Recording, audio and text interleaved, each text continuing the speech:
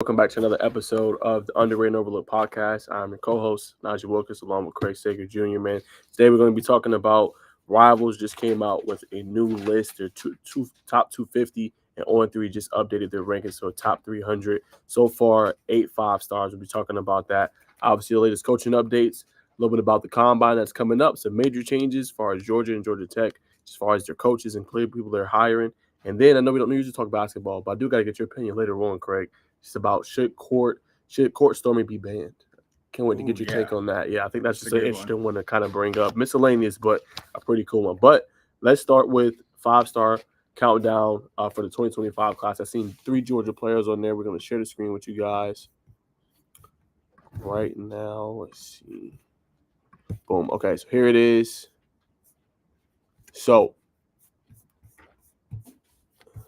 looks like at number 1, Craig just showed me 23 hours ago. Number 1, they have Juju Lewis, one of the highest ratings I've seen so far. On3 is not number 1. Also on what was the other one? 247 Sports, not as high. But excuse me, Rivals has him as the number 1 player in the country at number 1. USC command. A lot of people think he's going to end up flipping, but from the quote, it says from arm strength to decision making to leadership qualities, Lewis has everything one looks for in a superstar quarterback. That was per their top guy, Adam Gorney. So that is what he said. Well, let's just talk about Juju. What's just your thoughts on that, Craig? Well, one, I think it's awesome. Juju came on our show. You remember that? It's That right is before true. last season. He's Yeah. going into his sophomore year. He had a great freshman season. Then he reclassifies and is still the number 1 player. So I think it's incredible. Uh, he's never really had an off game. Came in prepared to take over Carrollton program, playing in 7A.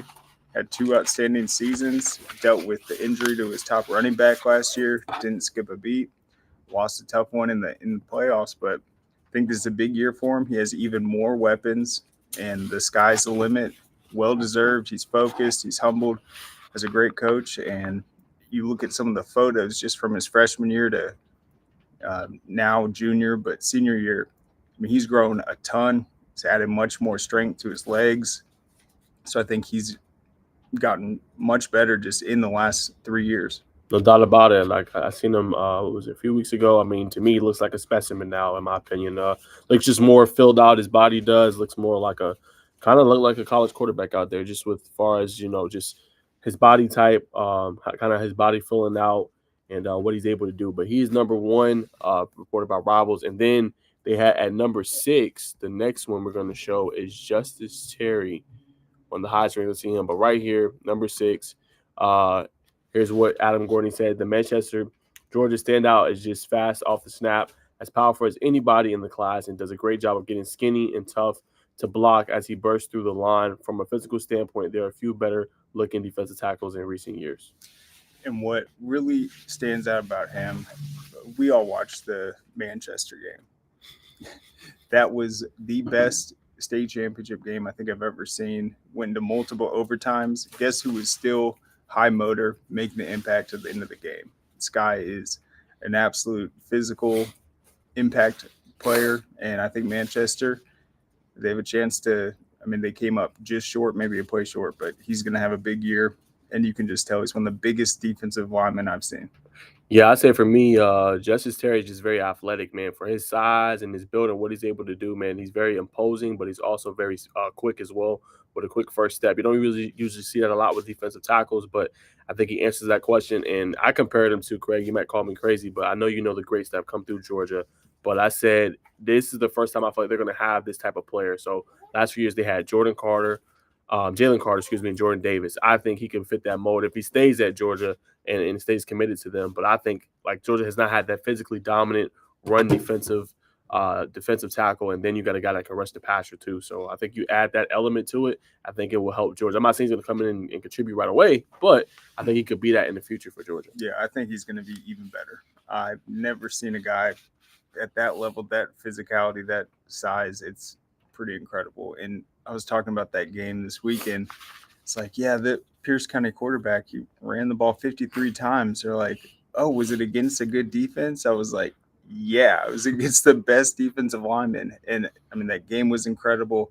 But for me, it's the motor. It's the effort he shows each given play that is going to really help out. He is a run stopper, but he's also much more than that.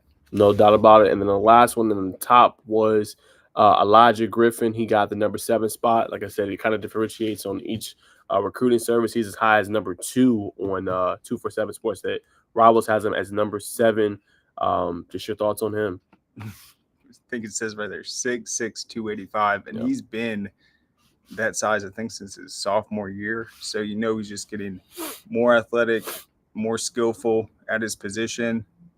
Because when you're that big early, it's like, yeah, you have a great advantage, but I think he's really gonna the game, and he has the ability to thrive at the college level and then set himself up to be a very valuable piece.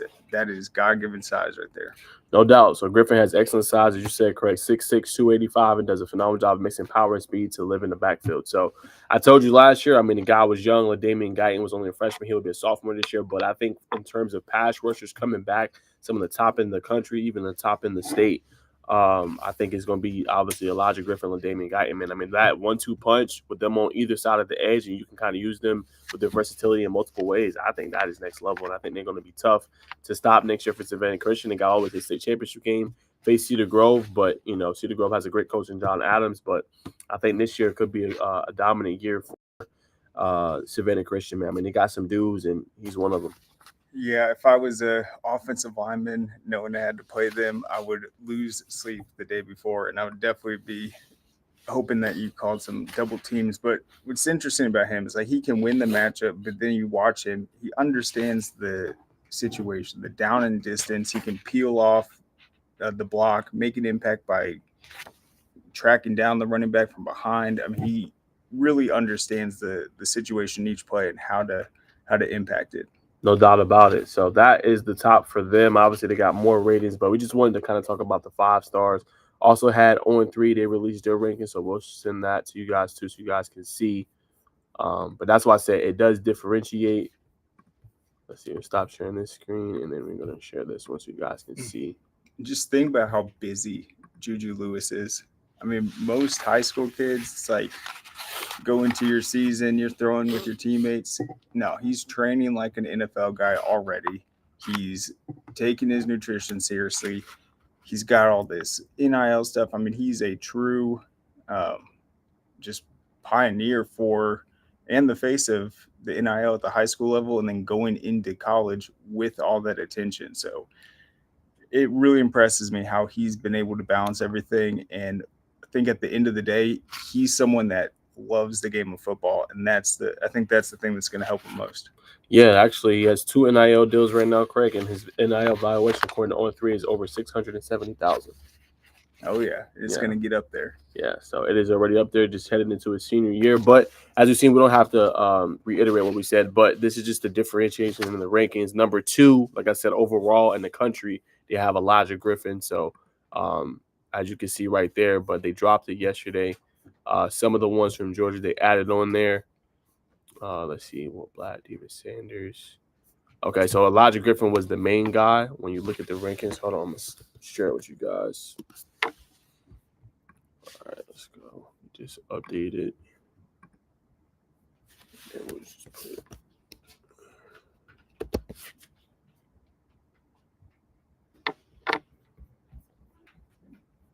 Because they're interesting. Okay, let's share this with you guys. All right, here we go. So 2025, as I said, they minted some new ones. As you can see, Decorian Moore from Duncanville committed to LSU, but he was number 2. Elijah Griffin is, so he actually moved up. So these are the top guys. And then Justice Terry at number 8, as you can see here. And then Juju Lewis was number 9. So that's why I said the differentiation is different. They have Juju as high as number 2 in his position, number 3 in the state as a player, and then number 9 nationally. And there was another player I wanted you to see, Craig. Let's see.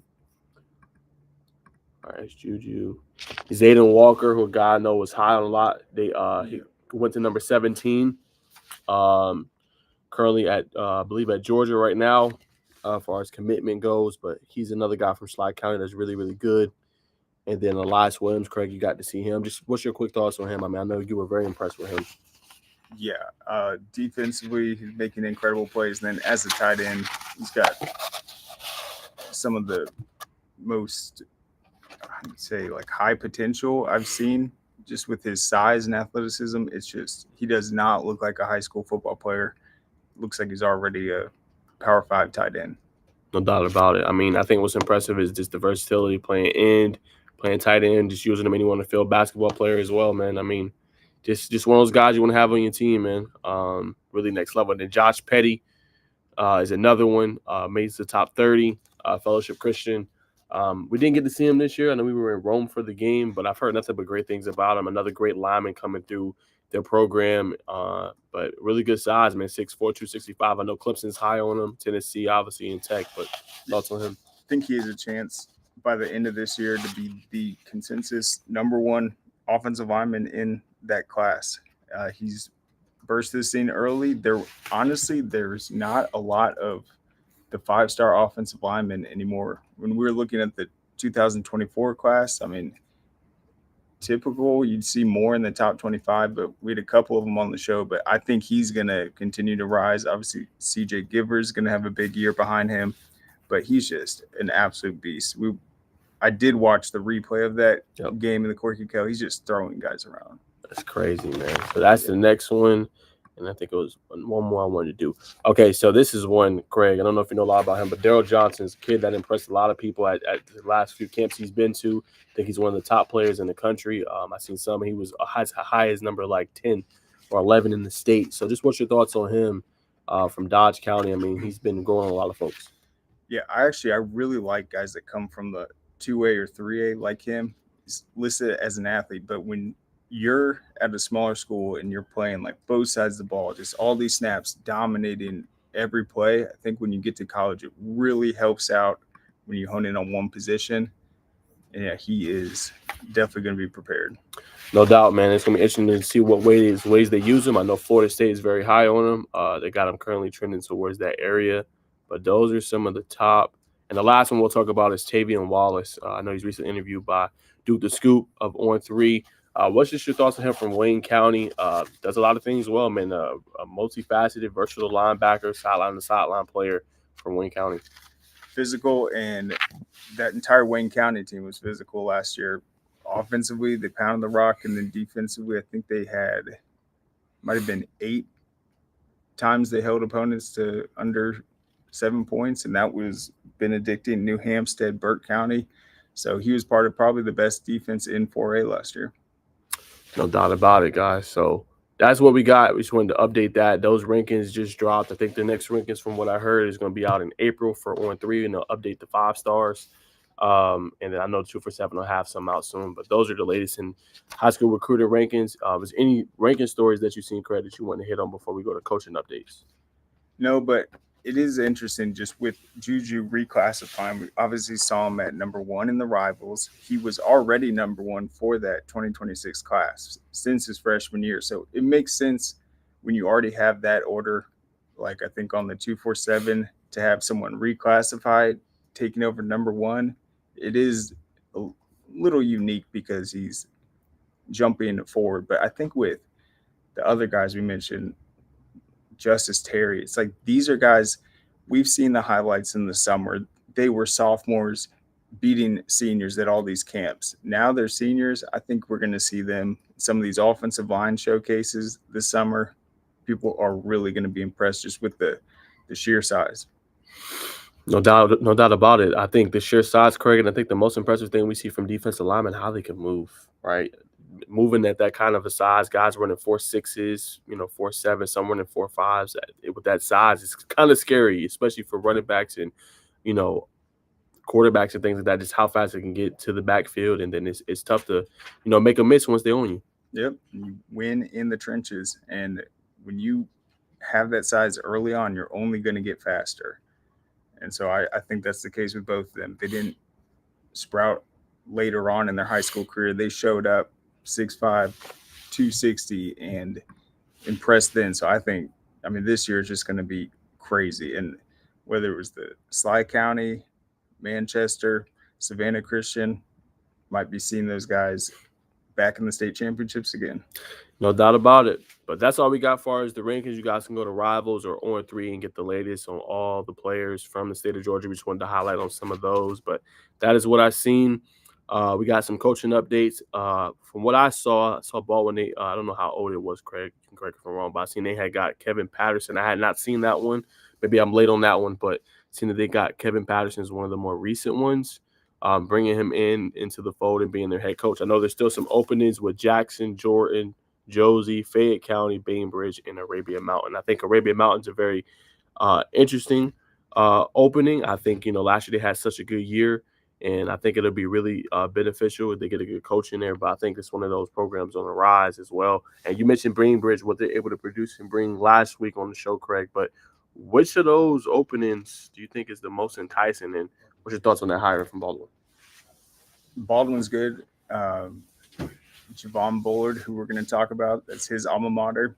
So, yeah, they're a really solid football program. They're always 1 or 2 games away from getting that top seed. Haven't been in the top 10, but definitely perennial playoff team. I think with the Camden County job, Yep. Arabia Mountain's another interesting one. I think they beat Tucker for the first time in like a decade this last season. You saw Tucker play. Yep. So Arabia Mountain, they have the athletes. They have been a program where they change coaches a lot, very frequently. So they seem to get someone to settle in there. It's a great DeKalb County school, has a chance to be one of the premier teams in DeKalb County. You got Miller Grove on the rise. You got Tucker, Stevenson's always good. But if Arabia Mountain can tap into the right coach, I think they will be right in there. Real quick, Craig, before you keep going, I want to ask you just DeKalb County, right? Obviously, we see Cedar Grove, right? They're not going to have EJ Colson. Do you think that just like obviously we know that they're the power, Cedar Grove is. Do you think potentially if Arabia Mountain, knocks it out the park with that hire, that they could be right back there? Because recently, Cedar Grove has been the class, and they're always in state championships. Yeah, for sure. I mean, I think last year being able to compete against Tucker and Stevenson, that's huge. And Arabia Mountain's come a long way. I think with Cedar Grove, though, it's like you look at the success of EJ Colson.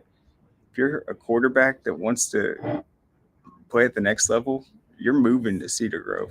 I mean, we saw it with Ware County, I think 2 years ago. They had a guy come in from, I think, Florida, take over his senior year, lead them to a state title. I mean, why not? If you meet with that staff and make the proper move, I mean, that's the place you want to be. They got Bo Walker coming back. They got so much talent, well coached. They're going to play a top schedule. So I think they'll find a quarterback to replace him. Other than that, Wayne County's still open. They've got a lot of talent. And then Stars Mill, I think that's huge. So there's a lot in 4A. You got Spalding, Stars Mill, and Wayne County, all teams that made the quarterfinals last year. No doubt about it. Yep. So that's what we got as far as that goes, guys. As far as just the latest with the openings. We'll keep it locked here. Just for any coaching changes, anything like that, we'll definitely update you guys and let you know. Go ahead. One more, Manchester. I always forgot about that one. That's a big one. They obviously made the state championships last year. Stephen Holmes stepped down, and I mean, it was a tough week for them. I know they had a sophomore player pass away the day before the finals. They went out there, battled in a triple overtime game. So they're returning, obviously, Justice Terry, all that talent. So it's going to be a big opening. No doubt about it. It is going to be a great point out by you, Craig. Got the talent. So, are they going to be able to bring the right coach in? But we'll have updates on that. Before we jump to the second segment, Craig, was there any other big news you've seen in the high school realm? Nope. Let's get it. All right. So we'll head to the next segment, number 2. I thought it was pretty intriguing. 5,000 players have already signed up essentially for the NCAA EA Sports game at about $600 per player. Talked a little about it last week, but it's a lot of players opting into it, and they also get a free copy, Craig, of the game. And from what I've heard too, the players too, they can still off their name, image, and likeness. Despite this year, I've heard that they can still get earnings in the years in the future as well. Yeah, I think that 600 thing was a minimum. I think there's a way to get more, but here's some perspective. So in 2008 through 2010, I was just on a college football roster. So that's when that big lawsuit came out, where they sued the NCAA over the whole name, image, and likeness. EA Sports had to settle. So they were telling everyone to fill out this form to see if you could get compensation. Keep in mind, I'm not in the game. I'm simply just on a roster. So I filled it out, and I think it was like 4 months later, I get a check. I'm thinking it's gonna be for like 83 cents. I'm like, it was like $800. And I was like, Really? yeah, I was like, if I got that much, imagine a guy like Stafford, where they're literally That's like, crazy. he's wearing the same number, he looks exactly like him. And so Wow. those guys made a lot in that settlement. You never told me that though. Yeah, it was crazy. Wow, I can only imagine what they made off of that. They made tons. That's what I'm saying. Wow. And in the form you filled out, it would ask like, so I was like the bottom tier because I was just on a roster. But then it's like, if you actually like were in the game, and then it would And then just the star keep players. going up. Yeah. Wow. So I think some of these things, that's $600. That's like it's got to be a minimum. Okay, so you think some of the star players will make more? Yeah, Okay. that's what I think. Okay. But it's a big deal. Yeah, it's just a video game, but this is very important because it directly ties into the whole like debate about the NIL and stuff. And it's also tricky because the whole thing is like the individual player, and you're supposed to separate it from the university. And so I think they still have that leverage because you are trademarked like for that certain team. So I don't know. It's a big deal. No doubt about it. I mean, I'm excited. I'm glad it's finally here. They've been dropping updates all over it about what's going to be in the game. We had players been talking about it as well, opting in. So I think that's super exciting. I think it's a lot of hype around it. And what's so cool, Craig, is getting the right wave. And by right wave, right, you got the conference realignment that's going to be in there. You got the transfer portal that's going to be in there. You got the NIL that's going to be in there.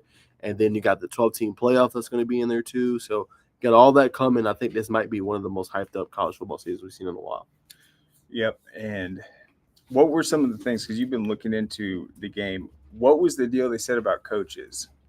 So coaches will not be, so they'll be in the game, but they will not be like you will not see a Nick Saban. You will not see a Deion Sanders on the sideline.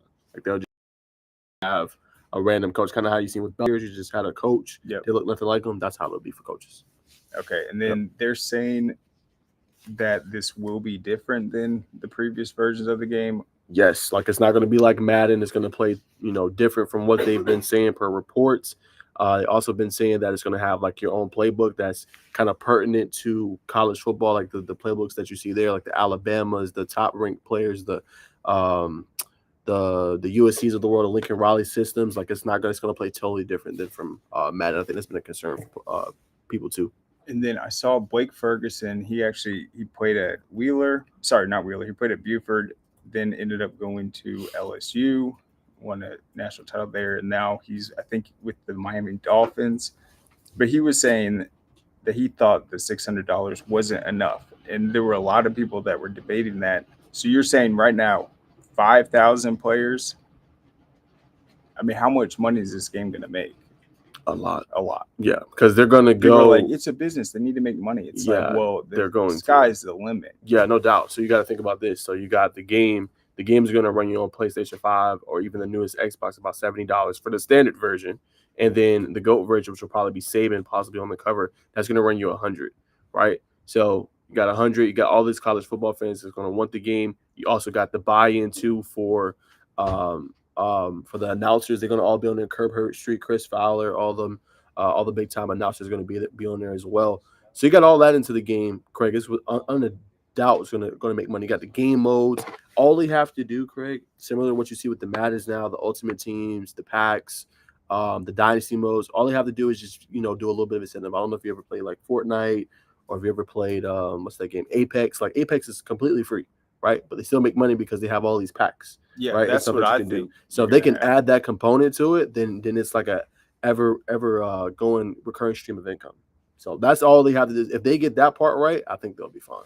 But the game itself, everyone's going to want a copy. Exactly. So yeah, you have the typical game you're playing in these courts, but you're saying like they big comeback. It's Yes. going to include things like that where you can buy in. It's going to be No doubt. interactive. Online play, Yeah. yes. They would be foolish not to. The games are online now, and you can only buy on PS5. So then think about this, Craig. That's going to entice people to want to get a PS5. We already talked to Max. Max said he's thinking about getting one. You know, like just because they want to play that game. That's how big it is. So what do you? There's that. I think back in the day, people talked about how the FIFA video game is what was behind like a spark of interest in soccer in countries that typically didn't really have a big fan base. The people that played it learned the teams, and then once the World Cup came around, it was huge. Do you think this is positive for college football in this uncertain time? 100%, right? Because one thing about this too, think about all the word of mouth that you're going to have too, Craig. Everybody, pretty much every college football player, they got a Twitter, right? These players are going to be playing this game, streaming it as well, Craig, and they're going to be putting it out EA Sports. I'm playing the game. This is my thoughts on it. So all that positive feedback is just going to generate. And I do think it is positive at this time too. I know you got so much going on in NIL. You got NCAA not being able to have as much rights as they usually do over the whole association. But I mean, with the players being able to profit off of it, with the players being able to play with themselves on the game, uh, with how much hype it has coming up, I think it's beneficial. And I think too, you're gonna get fans that's gonna be excited for it. And then, especially with the college football playoff and expanding to 12 teams, and then these teams being able to kind of host these playoff games, it's just gonna allure the excitement of the whole thing. Then is there a difference between Madden and the NCAA with player ratings, or do they even have that? So they've been talking about teasing a little bit of the player ratings. I don't know if they're going to have I know you have like the superstar. A lot of people do not want that in the NCAA game. Like you have like X factors, superstar factors.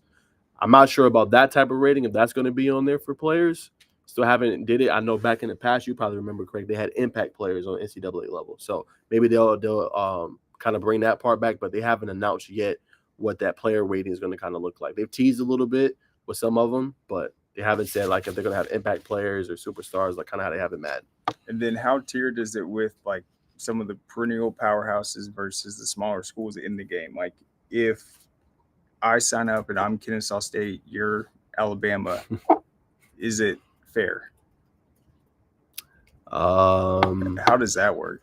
Yeah, so basically it has over 134 FBS schools. So like if it's Kennesaw, like it'll basically just go off the rosters. Like I guess it goes like probably how good you are, but I mean that kind of a matchup you probably won't see a lot. But I mean, as far as tiered, I mean, I think you will have tiers. I mean, I think you'll have like the story program, the Notre Dames, the Michigans, the Bamas of the world in there. It's probably going to be a little unfair if you use Kennesaw State. Okay. Yeah. So when they do like those big tournaments, like can you play Alabama versus Alabama? Ooh, that I don't know. Oh, I see what you're That saying. You're seems saying when you even. go, yeah, I see what you're saying. You're saying when you go, and you're competing in the tournaments. I don't know. I mean, that one I haven't heard. Interesting. I need to look into it. But Yeah. I'm excited. When does it come out? Well, they're dropping the trailer in May. I'm assuming probably early June potentially for the game, maybe June, July, but definitely they said this summer. But the trailer drops May. Nice. And I probably need to play because I used to play Madden and stuff, and I was just so bad, like just bad, man. No doubt. Need to get that strategy down, learn the coverages, and yeah, some people, man, they are so good at it. Next level. They already know what you're doing before you do it. Yep. No doubt. And last thing on NCAA game, who do you think should be the cover? Travis Hunter. That's an easy one for me. I think he's up there in the top 5 right now in terms of his NIL value. He plays both sides of the ball. Yeah, there's some other guys, but I think he should be the face. Get a nice stretching out catch or diving catch, put him right on the front. He's exciting. He's doing it on both sides of the ball. He's part of that move to Colorado. He represents a lot about what's going on right now. That's a great pick. I had him on my list too. I threw out Deion Sanders as well. I threw out Nick Saban, of course, with him retiring. And my last one, probably a surprise pick, but the Heisman Trophy winner, Jaden Daniels. But I agree with you, Craig. You got to kind of, when you do a game like this, you want to get the face of college football. Like right now, if we had to ask that question, who is the face of college football? Who Yeah, would that be? if you're a 12-year-old, 14-year-old boy, who's the most exciting player? Who do you want to meet? It's Travis Hunter, in my opinion. There's some other big stars, but I think he has the most gravity around him. He's the most exciting, and I think it'd be good to see him on there. Put a Georgia guy up there. No doubt. So we'll see. We'll keep you guys updated. That's our thoughts on that, on NCAA, our reaction to the game itself. Also had big time hiring for Georgia. They hired Josh Crawford, former Georgia Tech wide receiver coach, as their running backs coach. A little bit about his background: has a master's from Georgia. He's worked with GAC, Jefferson County, Valdosta, and Colquitt. And I think what was so cool was just his development with the receivers. There wasn't there that long at Georgia Tech. I believe 2 seasons, but go look with Eric Singleton and in the year he had coming from Alexander, coming to Georgia Tech, freshman year, All American, top ACC player, one of the best receivers in the ACC. So he's showing his pedigree and what he's able to do, and I think it'll be interesting him transitioning to the running back role. Yes, this is the best possible hire I think they could have gotten. I was a little worried. I saw BMAC leave. There's been some other assistants, but if you look at his resume, first of all the powerful high school programs he coached at in Georgia, the Colquitt counties. Where else was he at? Jefferson. So he's been all around South Georgia, Northern Georgia, Hall County, that area. Then he played at Morehouse. He got the Atlanta ties. Key and him didn't really know each other. He obviously came word of mouth as a great assistant from Western Kentucky. And this is why I'm excited. You look at what Western Kentucky was able to do with their receivers while he was there. His first year there, he was the outside receivers coach.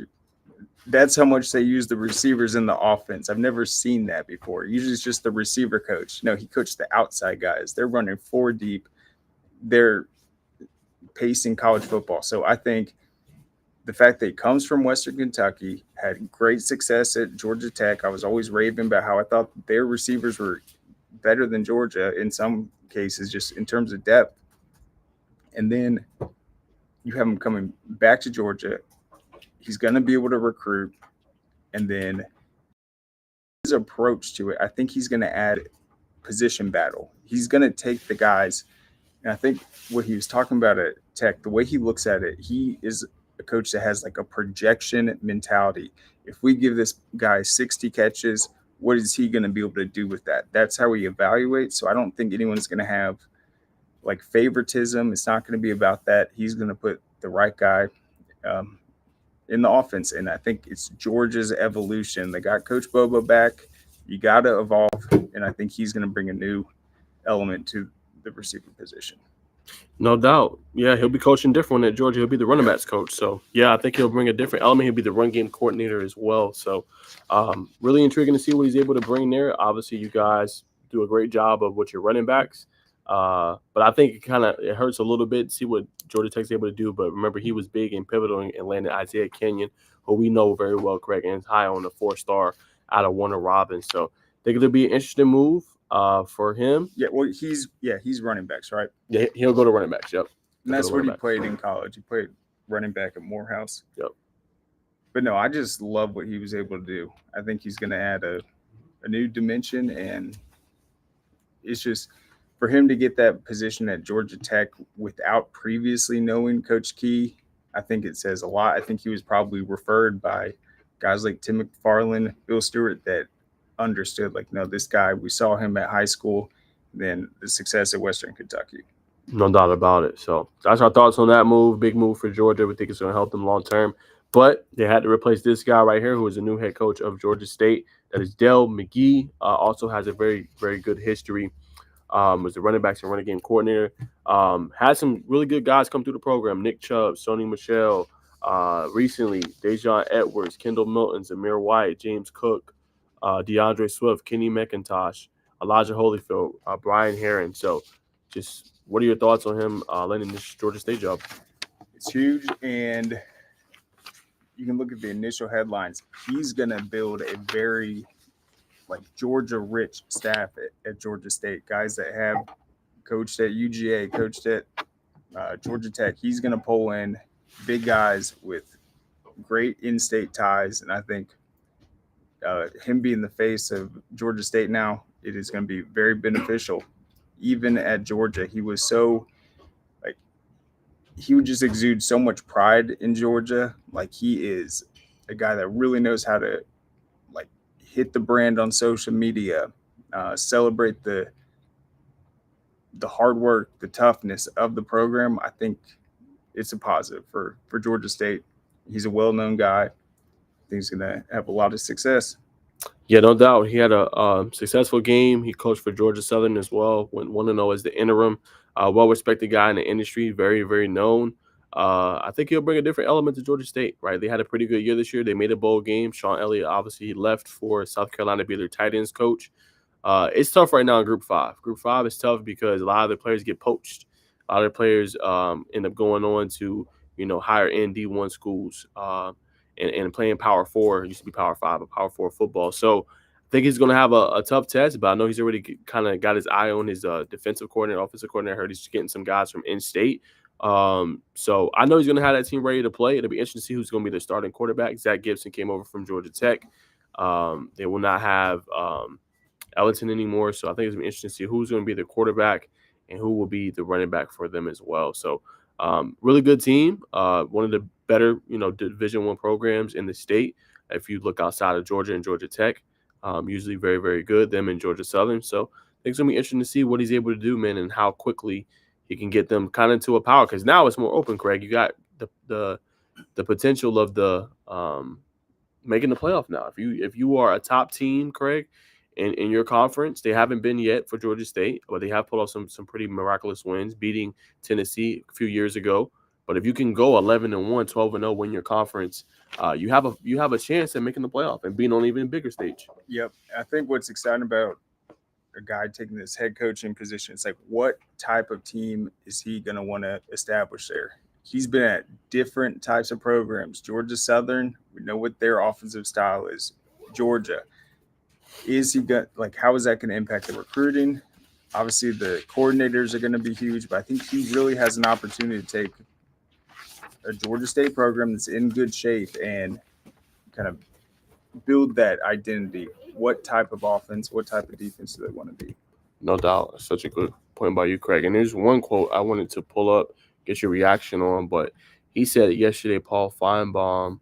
Just wanted to get your thoughts on what he said. Let's see if I can find it. Because actually a Group 5 coach commented on it.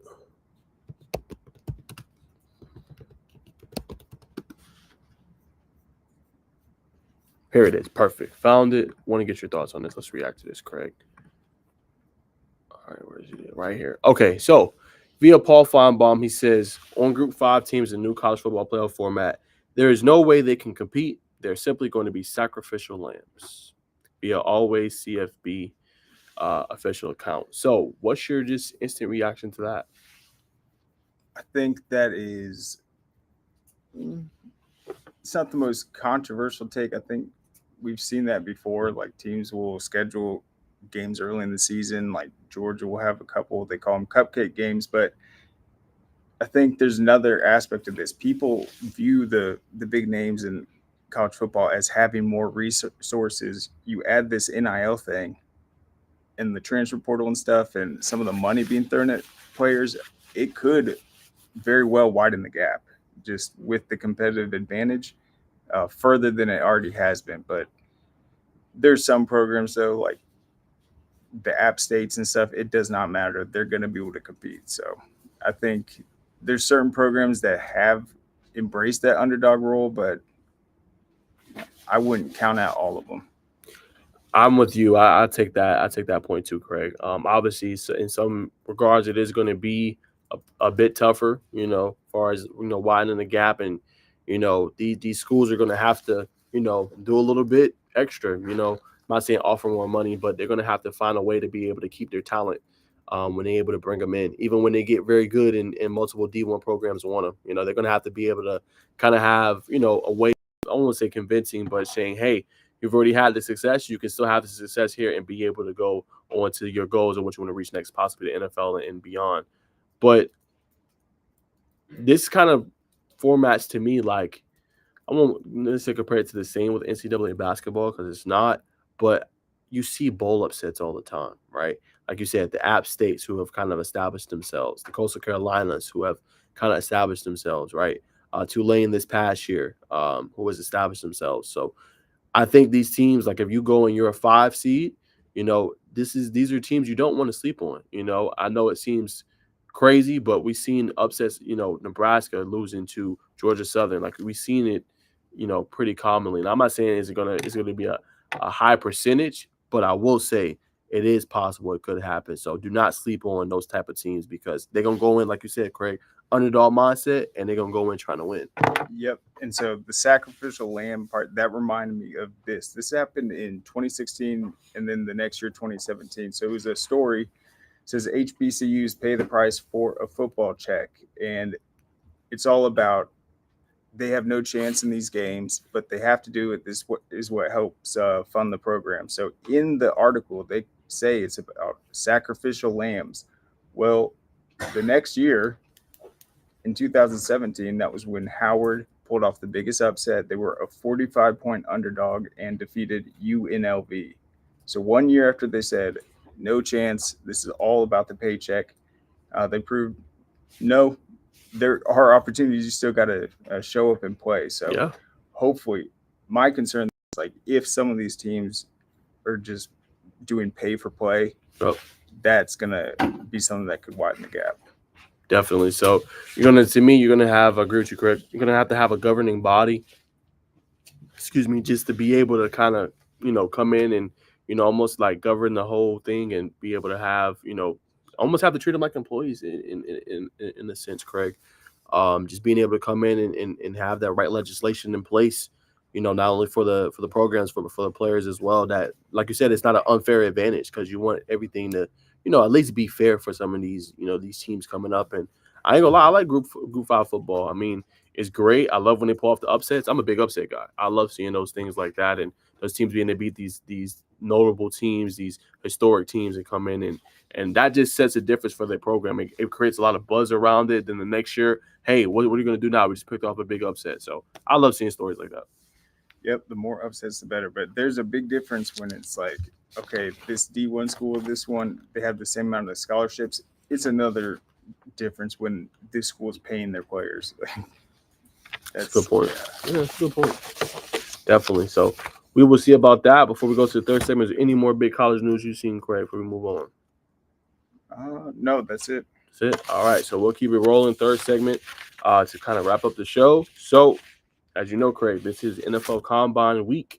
Begins officially on Thursday. So we'll have a bunch of players there. I think over 10 players from Georgia. I guess just starting with you, two guys who are not going to be in. Let's react to that first. Caleb Williams and Jaden Daniels not participating in the National Combine per reports. Says that they would be competing at their pro day. What's your thoughts on that news? It's not really surprising. I think that's an opportunity they need to get in that interview process, get with their agent, and they're going to be high picks. So really just talk and try to find out the right place. I think it's more about that than proving what you can do in the combine. And look at CJ Stroud last year. It's a good point. Yeah, we're talking about that pre-draft about him falling, and he was like he's one of the top quarterbacks, and he showed that this year. I mean, he just proved us right. I mean, that's what we were saying last year. It was like, oh, we might not make it the first round. I was like, what? Have you not seen what he's done on the stage? Like, and look what he did in the NFL first year. So that just shows you. Yeah, they said it was a red flag because someone leaked out that he did bad on the Wonderlic test. It's just so insane. No. And then anyone was like, who cares? Everyone's like, what are you talking about? Acting like the guy can't tie his shoes. It's like they took the L on that one. No doubt about it. Oh my gosh, that was bad. A massive L on that. But I throw it to you, Craig. Who are some top prospects you're most excited to see? I think Brock Bauer. I want to see how strong he is. He's not going to drop anything. His hands are ridiculous, but I'd like to see just what he hits on that 225, some of the measurables. I think he's obviously an incredible prospect, has an opportunity in this form of the game to be the next great tight end. But other than that, I think there's 25 Georgia high school football players. I don't know if Don Blaylock's going to get invited, but he's obviously a guy. I mean, he leaves that season at Georgia Tech. See if he's able to get a chance. Kamani Vidal, running back for Marietta, he had a breakout season last year at Troy. Yes, he did. Yep, won Sun Belt Conference Offensive Player of the Year. He has a chance to be first round, second round. I know running backs typically don't go early, but there might be a team that needs it, and I don't think that'd be the worst pick. Lad McConkey, obviously, that'd be a big story. Is he more than just a great college receiver? And I think he is, because the most important thing as a wide receiver, it's effort, it's hustle, and it's making every single route look the same. I think he does that extremely well, and he has a chance to, I think, solidify himself with a good combine. I 100% agree with you on that, Craig. He's one of the ones I'm excited to see. Lab McConkey. He tore it up in the Senior Bowl, impressed a lot of folks. I think he has a very, very bright future, and I think he's going to be one of those players. Like, man, we're glad we got him, right? Like everybody slept on him, but we're glad we got him. Like that was the what everyone was saying about Puka Nacua. He went so late. You remember, like he went third or fourth round, I think, last year, and then look what he became, a perennial. He became a Pro Bowler. We'll see if he can follow it up next year. But go-to weapon in the offense with Matthew Stafford, you would think that would really be Cooper Kupp. But last year, he was one of those go-tos with the injuries to Kupp. I think Lad McConkey can have that same type of season in year one for whatever team picks him up. I'm also excited to see, too, Craig, Rome Odunze. He's getting a lot of big comparisons going into the NFL. I can't wait to see what he's able to do in the combine. I think he's very fast. He can come in and contribute early. I want to see how high does he go, right? Can he be a top 10, top 15 pick, or will he fall a little bit? Be interesting to see. Wide receivers a premium. Almost like every year you have great wide receivers coming in. I think it's going to be interesting to see him. And then next, Craig, I got to go Drake May. There's been some things about Drake May with him potentially falling. I've seen some mock drafts. They got Caleb Williams, then they have Jaden Daniels, and then Drake may be in the third or maybe even fourth quarterback taken. So after Penix, so I want to see how he performs. A lot of people have been saying like his ceiling could potentially be Josh Allen, his floor could be Blake Bortles. So a lot of people think he can clean up some stuff, but I think it's an exciting prospect. How will he perform? What would be able to do? I think New England would be a great spot for him though at number 3 overall. Just coming into them. I know they won't have Belichick anymore, but I think he just fits what they're able to do. So that's the next one for me. And then I got to go offensive lineman from Alabama, J.C. Latham. I heard a lot of good things about him. Been watching his tape, what he's been able to do. I wanted to see how he can move, man. I think he'd be a great asset to some really, really good teams. And then Amarius Mims, he didn't play a lot, put in 8 games, but kind of projects on the next level as a top tackle, top player, top offensive lineman. Those are the 2 prospects offensive line-wise I'm excited to see. Yeah, there's a lot of offensive linemen, a lot of receivers, obviously. I think I want to see who's going to stand out just number-wise, the best cornerback. If you can come out and prove you've got the speed, pressing, just the individuals, I think that is a very valuable position. And a couple of the guys, you got Nate Wiggins from Clemson, he's up there, and then Cooper DeJean from Iowa. But other than that, it's very heavy with offensive linemen, receivers, quarterbacks. There's not a lot of DBs in that top 50, top 100. So big opportunity there. No doubt. And then edge-wise, Craig, real quick, who are you excited to see as far as the edge? I know a really good one is Jared Verse from Florida State. He's on that list. Really great player. When he played with them, he was dominant all year long. But who are some top edges you excited to see? Dallas Turner. The fact that people don't just automatically know to draft Alabama guys, I don't know what's wrong with them. Don't overcomplicate it. Just don't do it. Right. So, yeah, I mean, I think Alabama's going to have a great draft, but that's always my strategy. Take guys from the SEC. Yeah, I mean, they've proven it and they've played. I think that's going to also be very, very interesting to see, what he's able to do. I think, Turner's another really great one. For them, we've seen how Will Anderson has been able to turn out in the NFL, right? Flash some things the first year in Houston. So I think Dallas Turner can have that same type of season. Yep. And so in this article, it looks like there's 25 guys from Georgia that are going to make that combine. Not one defensive end, which is interesting. So they're coming from a lot of other states. Only one defensive lineman from Georgia, Justin A bogey. Bogey from. Forest Park. Interesting. Yeah, because I usually view Georgia high school football as like the factory for all these great edge rushers, but that's a little interesting. But we'll see.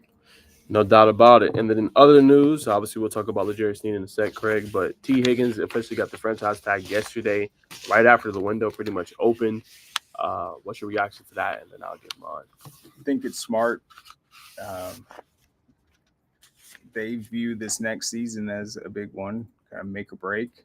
I do think that it's like they're faced with a similar situation the Chiefs were. Do you trade him and try to take advantage of that? That's very risky. Or do you keep this offense together for one more year and then reevaluate? I think it's a smart thing to do, though. I mean, these are an exceptional offensive core. You have the ability to put the tag on them, try to win this year, and then evaluate afterwards. Yeah, I think to your point, bring up great points, Craig. Like, what do they do? It's good that they did it early, got it out the way, I think. But yeah, is this your last ride with T. Higgins, or do you actually try to extend him with Jamar Chase's contract looming as well? And if your core pieces are going to be Joe Burrow, Jamar Chase, T. Higgins, you're going to have to go cheaper in other spots, right? You're not going to be able to pay, your defensive tackle DJ Reader. You're not going to be able to pay some of these guys on the back end. So similar to what you guys did, right? You guys went super young in the secondary, right? You guys took your lumps, but look what it turned into, one of the most elite defenses. So like you said, it's risky, but it's like, what are you going to do long term? Or do you look and see what kind of trade value you can get for T. Higgins? Do you try to get an extra pick in the draft, a top pick potentially, and move that way? Do you try to get a top 10 pick or top 15, 20 pick and try to get a Brock Bowers to come in and contribute? The good thing they do have on their hands, though, is that they do have a couple guys they drafted last year, Charlie Jones, Andre Yoshivas, who have flashed and showed that they can come in. So it's tough, Craig, especially with wide receiver being such a premium position in the NFL. You need it. But I feel like every year in the draft, there's always players that can kind of come in and contribute early. Yeah, I think the Chiefs comparison is good. They obviously needed help defensively. And so when they hit the Tyreek Hill trade, that was a much needed area. They were able to capitalize. They got lucky with some of the draft picks, and voila. But with the Bengals, I think there's leverage in a potential trade for T. Higgins, but I don't think it's really worth it at this point. I think they like what they have with Chase, with Joe Burrow coming back. I think this is a big year for him. I think that was the gamble. That was the approach behind it. No doubt. I 100% agree with you, Craig. We'll see what they do. Obviously, Zach Taylor was happy about it. Good to keep him for another year. So I know last year, Jesse Bates ended up walking after doing the same thing. So we'll see what they do. Hopefully, they have a good plan behind it. But as you said, we got to get more depth on the offensive line. I know in this draft, got to get a couple more pieces on defense. A good defensive tackle, Devondre Sweat, has been a player that's been kind of going towards us. And we got to get a couple more corners in there, secondary pieces, if we're going to have a chance. I mean, you feel good with Joe Burrow, but again, you got to get those certain pieces. So we'll see what they do. That's what if you give T. Higgins that contract 4 years, $90 million, about was that I'm trying to think how much that is in 4 years. That close to $25 million, and then you got to pay Jamar Chase, who's going to want market setting money. Exactly.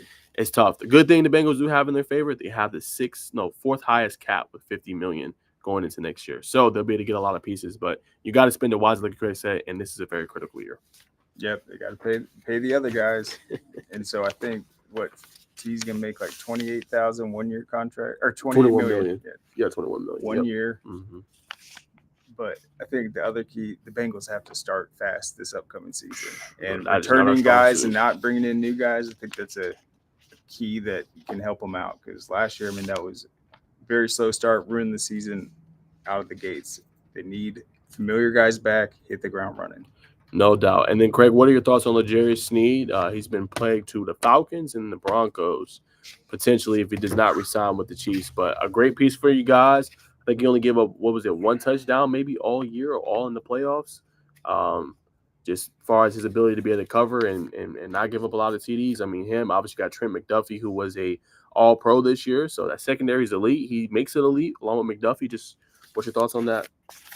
Man, he was so valuable. Everyone knows this entire season the Chiefs offense did not carry their weight for much of the season, and it was that defense that really didn't have a bad performance all season long. Then you see what Snead does in the playoffs to lead a secondary, lead the Chiefs defense, make the big plays. I think it's a no-brainer that he's going to have attention from other teams, and you can bring in a guy that has proven he can lead a defense and make the game-changing plays. So I would hate to lose him as a Chiefs fan, but it makes sense.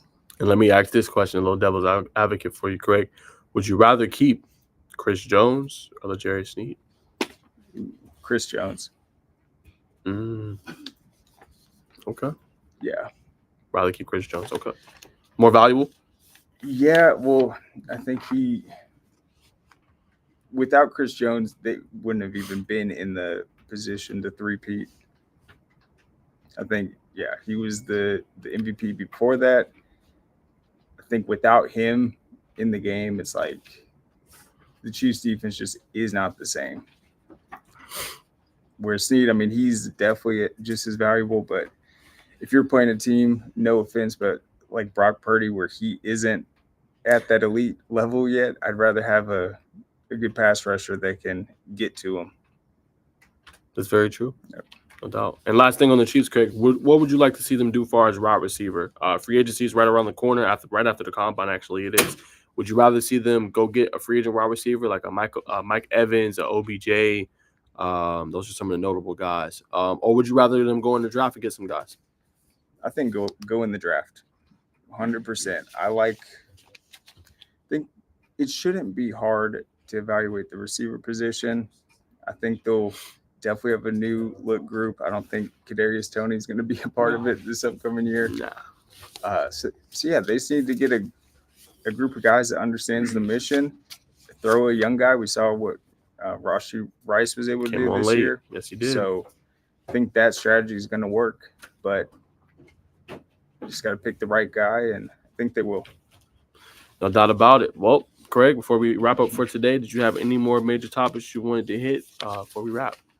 Obviously, next week we'll wrap up. Should they ban rushing the court? Yes, forgot about. Thank you. Forgot about that. I don't think so. We talked about this in the office yesterday. I think what you need to do is a more precaution measure, and by that I mean, okay, so let's say they're about to pull off the upset, like do not allow the fans, like put them maybe in a certain section, like the student section, whatever. Let the players go grab the fans, right? Let the other team get off the court, then bring them on the court to rush it. I know it'll seem a little bit different than the whole craze of bringing them on, but I don't think it should be banned. I think that is one of the things like that's innate and kind of pertinent to college basketball. Like that's always been a thing. I don't think it should be banned. It's unfortunate that fan shouldn't have did all that to Kyle Filipowski of Duke. And obviously there's fans in place. I mean, there's fines in place as well, but I don't think they should ban it. I think they should take a more precaution measure. That's my opinion. Yeah, it'd be really hard to ban. I mean, what are you gonna do? What are you gonna do? Somebody said offer nothing but citations. Everybody. Yeah, I mean, there's definitely a way to ban. I just think it'd be difficult. It is a part of. So I know last year, like at a Blessed Trinity game afterwards, the students rushed the field. Some girl got trampled, got hurt, so they said no more. And then after, I guess, like 4 or 5 games, they're like, all right, let's try this again. Just be careful. So I just wish the fans would be smarter. And it's just crazy. Some of the incidents we've seen this season, it is pretty dangerous, and a lot could go wrong. So I'm just not that type of person. I would not want to rush the court. I don't like crowds like that. I get it, but it's a little out of control. And some of these, I mean, is the upset really that big? I get it with college football. Some of these big times you beat the number 1 team, but I don't know. College basketball, it's It's dangerous. I would not be surprised if they do ban it. Yeah, I won't be surprised either. I mean, obviously, we'll see what they do. Hopefully, they don't, because I think it's a part of the big tradition in college basketball. But if they do, I do understand. But hopefully, they just take a more precaution measure. I think that's the big thing I would advocate for, because I think it's a part of the tradition, and it's what makes it great. And like you said, do they always have to do it? No. But when it's a top team, a top 5, top 10 team, I mean, I get it. Like, that's not easy to do, especially if you're having a terrible season or a tough season. And you get off a quality win like that, it's nothing like it. Yeah, I mean, you don't want to deny the fans. They're the ones that support it, but at the same time, the coaches hate that. Like having to go in and find their guys. It's like, Yeah. especially if they're mad after like a loss, they don't want to deal with that. And just so much could go wrong. Yeah. Who's in charge? The refs leave immediately to the tunnel. Yep. What happens if something goes down? It's going to be mayhem. So I think the fans just got to be more careful. Yeah. Stop getting in people's faces. Like, that's what's crazy to me. If you want to rush the court and go woohoo, that's fine. But like the guys that go up and talk trash and like, it's like, dude, that guy could beat your ass. Got to be more careful. You have to. Nah, no You're doubt. going up against, it's like, let's run to the court. Some 6'8" guy that just lost, and you're gonna go up in his face and push him and do stupid things. It's like, man, Yeah, you are it's not smart. asking for it.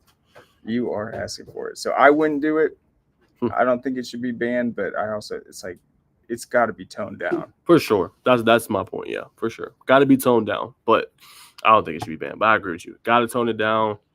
Got to make sure everyone's safe. You know what I'm saying? Take some different measures, but I think you can still keep it and still keep that tradition alive. But like you said, tone it down some for sure. Yeah. Because I mean, just going on the court's one thing. They just like literally stormed it. It's like, it's crazy. The buzzer just rang. The guys haven't even taken a step, and there's already That's what I'm hundreds saying. of people on the court. It's crazy. Exactly. That's why I said, like, let the buzzer sound, let the teams do what they do, then go on the court. Yeah. Then it's like, okay, the players are not affected in any way. Then once the players do the handshake, really, that's when it should happen, I think, in my opinion, Craig. Once the players do, like, the handshake line, if they still do it, because there's been controversy on that, too. Should that be banned? But once they do that, and then the players go grab the fans and then go celebrate. Yeah. I just think it's crazy how quick it is. I mean, it's like nothing. I mean, sometimes, like, the player will, like, shoot a last-second shot, and then the buzzer comes, it's like the ball's still bouncing. Fans are all on the court. It's crazy. Yeah. Yes, it is. Yeah. No doubt. I would not suggest doing it, but it's college. People do dumb stuff all the time. No doubt. But that's all we got, guys. Appreciate you tuning in to another episode of Underrated and Overlooked. Make sure you follow us all on the socials that's linked below. Make sure you like, comment, subscribe on the YouTube channel. And if you're wanting us to answer any of your questions next show, next Tuesday, definitely comment below and get us on Twitter. You can DM us there. That's all we got. We'll see you guys soon.